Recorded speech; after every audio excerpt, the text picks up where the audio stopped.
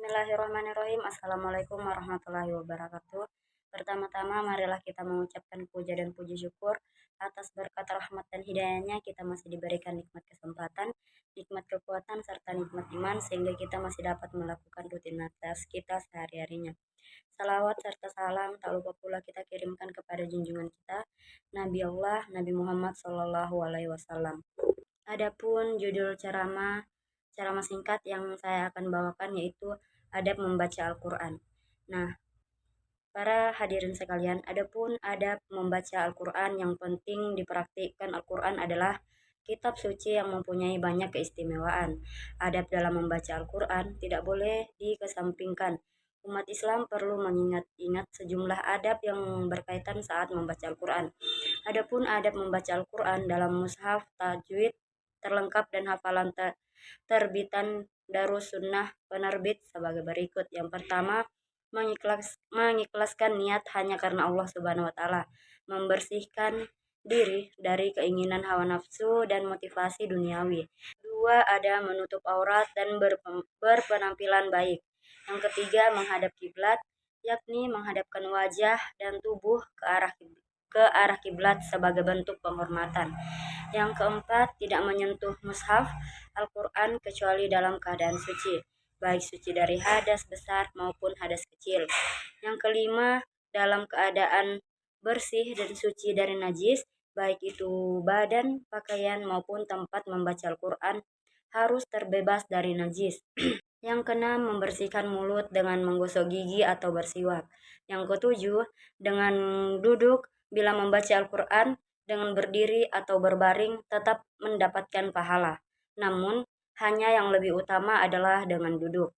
Yang kedelapan, mengawali membaca dengan tauz. Yang kesembilan, membaca basmalah pada awal setiap surat kecuali surat At-Taubah. Yang kesepuluh, tenang, tumaninah, dan khusyuk. Yang kesebelas, menghayati dan merenungi makna Al-Quran atau larangan, perintah, ibrah, janji, ancaman, dan lain-lainnya. Yang ke-12, merasakan diri seolah menghadap kepada Allah Subhanahu wa taala. Yang ke-13, menghadirkan dalam hati akan keagungan dan kemuliaan Al-Quran.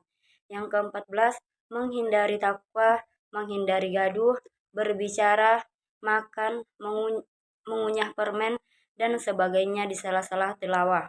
Ke-15, tidak menoleh ke kanan, ke kiri, atau melihat sesuatu yang bisa memalingkan hati dari mentadaburi kandungan Al-Quran.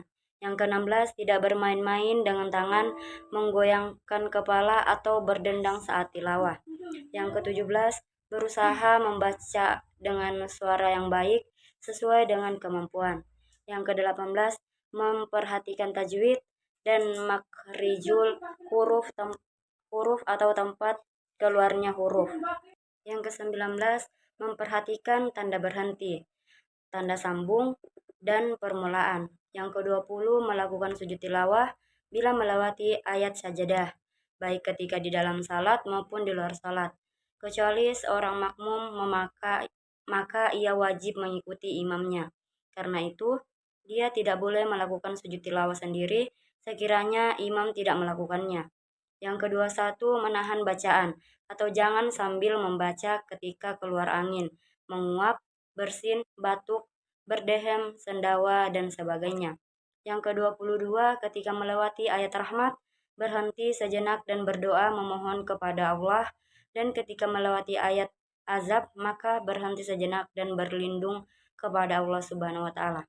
Dan yang terakhir, berhenti membaca ayat pada tempatnya, guna menjawab salam, menjawab azan, menjawab orang yang bertanya, mendoakan orang yang bersin, dan lain sebagainya. Sekian itulah ceramah singkat yang sempat saya bawakan pada kesempatan kali ini. Kurang lebihnya mohon dimaafkan. Wassalamualaikum warahmatullahi wabarakatuh.